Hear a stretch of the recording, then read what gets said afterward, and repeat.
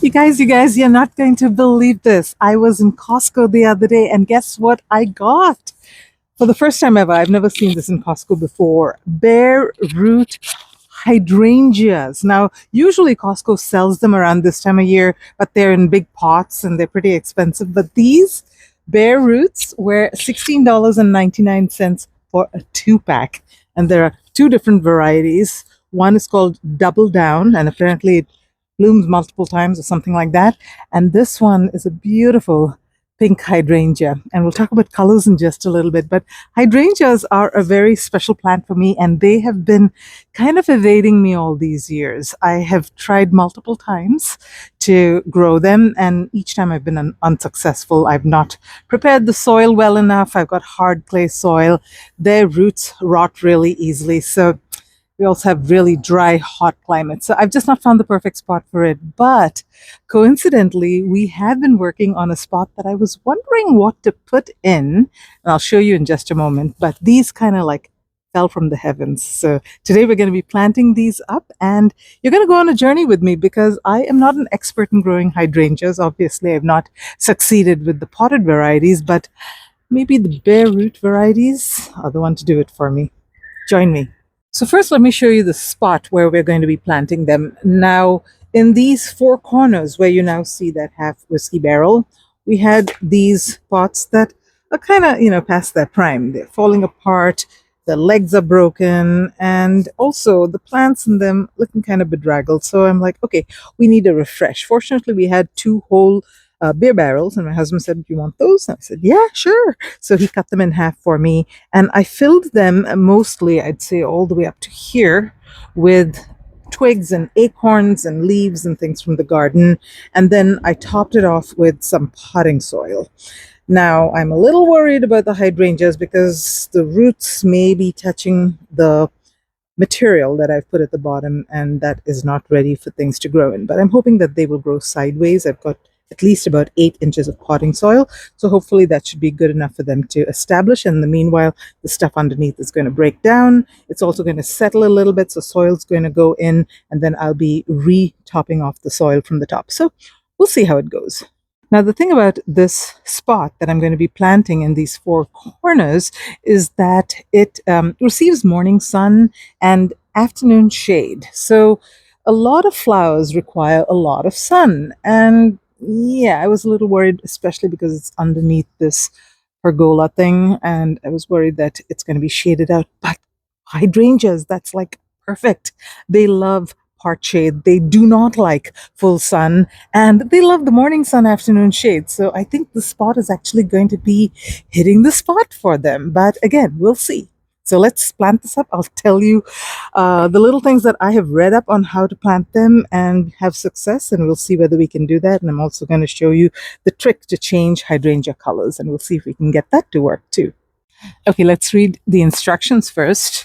It says, plant as soon as the soil has thawed and nighttime temperatures are above 30 degrees Fahrenheit, which we're well into. It's probably getting closer to 50 degrees Fahrenheit at night because the days are warming up. It is, like I said, early February, and I'm in Northern California. So yeah, our spring is like just around the corner. Our last frost date is like mid-March or something like that. Anyway, so it says also that if you can't plant for a few days, then store in a cool, dark place. So I'm guessing that these things need to really be planted as soon as possible, because it also says that if you can't plant for more than 10 days, there's a whole list of things that you need to do. You got to take it out and temporarily plant it somewhere and so on and so forth. So I better get on this because time is ticking. So let's see what it looks like. And while I'm doing that, I'm going to tell you why the hydrangeas are so special to me. So the long story short is that when my husband and I were newlyweds, I was working in the city, San Francisco, and I always loved flowers, and I always said that he didn't buy me flowers. He had some kind of thing about buying flowers, cut flowers. So he showed up at work on my birthday with a little pot of hydrangeas. And he said, "Hey, I don't like buying cut flowers, but here is some potted flowers for you, and you're gonna have to take care of them, but I hope you like them. And I absolutely love them. I actually let it sit in my office on my table. I was in a cubicle for, gosh, I'd say a good couple of months, and it grew beautifully and it started flowering even more. And I'm like, okay, time for you to go in a larger container. So I took it to take it home. I was at the train station, and there was this phone booth over there. This is pre cell phone days. There was a phone booth, and it has this little table kind of thing, I guess, where the phone book usually sits.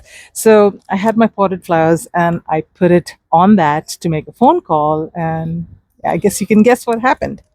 I left it there and I was just devastated. I was so sad. And so a few days later, my husband shows up with a beautiful glass, kind of pressed glass heart thing with pressed flowers in it. And I'll show you a picture of it. But he's like, yeah, I guess you can't take care of plants all that well, so take care of these, will you? And so they're still hanging up over my bathroom window. And yeah, so hydrangeas are very special. I've tried to grow them many times. It's not succeeded. So we will see how this time around goes. Okay, so let's see what it looks like. It actually looks really healthy. Look at the roots. They are really nice. Not root bound or anything. Supposed to be bare root, so I guess that's partly the reason. Let's break it apart over here. Bring you up a little bit closer. Okay, so this is what it looks like. I'm going to break it apart just a little bit, get some of this old soil off, and I will put it in water while I get the other ones opened up, and then we will plant it up in my half whiskey barrel. I think that's good enough. Not going to do too much more to it. I'm assuming that these were shipped pretty fresh to Costco because they want them to be planted immediately. Another thing that I noticed, by the way, if you are shopping at Costco or any other place and you've got bare root hydrangeas, some of them dry out. I actually had to switch plants from one container to another. Don't tell Costco I did this because that container had like a dead plant and a live plant. So I took the live plant, I put it in mine. Now that box has two dead plants in it. But you know, if I did find a dead plant when I got home, I would have taken it back and returned it anyway. And Costco has this amazing return policy, and they would have taken it without any concern. So I don't feel guilty about it. I've been a Costco member for most of my life. So anyway, we will do the same thing with this one, and then I will take you over and we will plant it up, and I will show you some of the tricks that I read about how to plant hydrangeas successfully.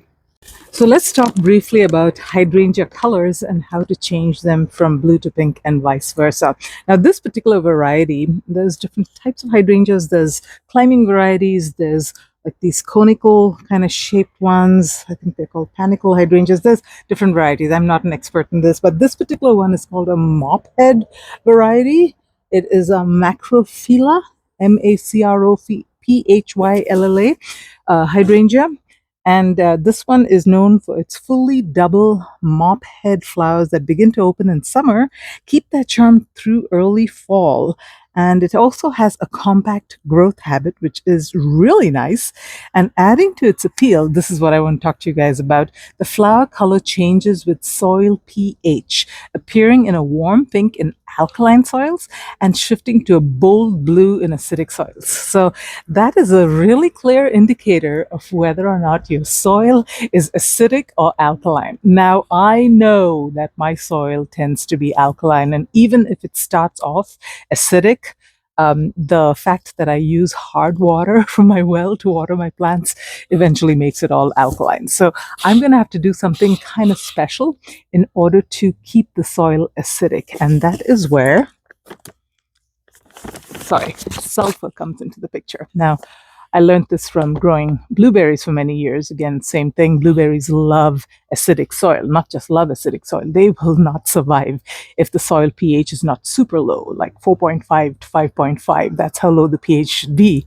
And this elemental sulfur is what does the trick for it. And the thing about acidic soils is that converting a soil to be acidic is a biological process that is done by microbiomes in the soil. So it takes a long time. So adding elemental sulfur and then letting the soil microbiome work on it and create that sulfuric acid, which over time acidifies the soil, is a lengthy process. It can take up to 1 year to lower the pH by 1 point. Learned all this from growing blueberries kind of the hard way. But I'm going to just take my chances. I'm going to add sulfur to my soil. And if the hydrangeas turn out pink, you know what? I love pink. And I'll keep adding sulfur and eventually, hopefully, we'll see it turn blue. But it's going to be a fun experiment. So all I'm going to do, let me bring you up here.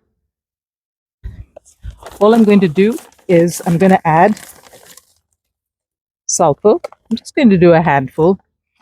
And then I'm going to work it into the soil. Now, hydrangeas, as far as I know, are not terribly deep rooted. So hopefully the sulfur will work its way down to like the top few inches of the soil and eventually start to acidify it. And while I'm about it, I also threw a few handfuls of sulfur, elemental sulfur, around my blueberry plant. Look at it. It is full of blooms. This is a pink lemonade blueberry plant that is only about, I'd say, getting on 4 years, and it is just loaded with blossoms. I got this as a 6-inch plant from Baker Creek, and look at how it has grown. And I had to work real hard to get the soil to the right pH level, and I've got to keep doing the sulfur thing once every quarter or so. But I do check the pH to make sure that it's not getting too acidic, though I have a feeling that's not going to happen. Anyway, if you want to follow my blueberry journey, I've documented the entire thing. I'll put a link to it at the end of this video. Yeah, this plant is actually growing. So unlike bare root roses, which when I get them, they are actually kind of dormant, this one was, I guess it was dormant, but it's already started waking up. Lots of new shoots coming out. So this thing is ready to be planted. And I also noticed that it probably was in a pot because it had the shape of a small pot around it when I pulled it out of the bag. So I don't know whether it's a true bare root, but it's definitely a young plant that is ready to get going. So let's give it a nice new home. The plant is not very large. The root ball is not very large. Let me show you. Yeah, so this is what I mean. You see that? It has maintained the shape of the pot, which means that it was growing in a pot before this. So I'm not really sure about that whole bare root thing. I think this is actually probably a growing plant that was kind of semi-dormant during winter is my guess. You know, and actually reading the box more carefully, I don't really see that they are saying anywhere that they are bare roots other than, I think over here they say something about temporarily plant all bare roots into one container. But they don't technically call it a bare root hydrangea. So yeah, it's just a plant that was growing in a little pot that was taken and put in a bag with some more soil and sold to us. Anyway, let's see how this works out. Yeah, so one of the biggest problems that hydrangeas have, which I think was the problem with my other hydrangeas that didn't make it, is that they will get root rot if you bury the crown. So you do not want to go any higher than what is already the surface of the soil for the existing hydrangea plant. In fact, I'm going to put it a little bit higher because I know that the soil is going to settle. All of the soil in this has been freshly put in here and it is going to settle. So I'm actually going to make a little mound rather than a little depression. And I'm going to plant it right on the top over here, like a little mountain. Look at that. I think that's quite enough. And we'll make a little depression around here, so that when I water it, the water knows where to go. So let's give it some water of life, as my mother used to call it. She was my teacher when I first started gardening when I was a little child, and she was the one that made me fall in love with gardening. So yes, always water in freshly planted plants, seedlings, whatever, because you want to settle those roots. And then don't forget, a little kiss for luck, and it's on its way. Almost forgot, gotta top it off with some mulch, otherwise my squirrels and raccoons and things are gonna say, oh, nice dark soil, let's dig, let's use it as a litter box. Can't have that. Plus The mulch really helps keep the moisture in the soil. Yeah, in my master gardening class, we had a session on mulch particularly, and yeah, it's so important in California in a hot, dry climate. They used to say that the mulch acts as a lid. You know how when you put a lid on top of a liquid, it prevents evaporation? That's how it is with mulch. And it also helps the soil life really grow underneath the layer. Most soil life doesn't like to work like right on the top of the soil, but if you have a mulch layer, they will come up and they will work right where they're supposed to be, which is close to the roots of the freshly planted hydrangea. All right, let's do this pink one now. This one is called Onyx Flamingo, and it says, turn your garden into a show-stopping display with stunning onyx mop head hydrangea. Again, this is a mop head, and these prolific bloomers, I like that, produce an abundance of soft pink flowers that completely cover their rich green foliage. Can you imagine creating a lush and full look all season long? No need to have double bloom business because it's going to do it all season long. Blooming on new wood, these macrophylla hydrangeas rebloom continuously. So that's something to be aware of. There are, I think most hydrangeas bloom on new wood, so you're going to have to prune them every year and then to produce those new branches which will produce blooms. And then let's see, their strong mahogany toned stems not only prevent drooping, but add a sophisticated contrast that highlights each dazzling bloom. So excited to grow these. Now these, it says that they're pink. So guess what? I'm not even going to fight it. I'm going to let the alkaline soil that I naturally have do the best thing that it does, which is keep the soil alkaline and produce some nice pink blooms. Now I notice that the roots of this plant are already getting root bound. They're curling around instead of growing outwards. So I'm going to break out the roots a little bit so that they're pointing outwards instead of swirling in the wrong direction. And again, I'm going to plant it on the top on this little mound, just like I did the other one. And I really hope the soil is not going to settle too much and drag the plant down with it. So I hope you follow me on this journey. I will keep you updated on how this hydrangea does, and hopefully it's going to grow and produce those beautiful blue blooms or pink.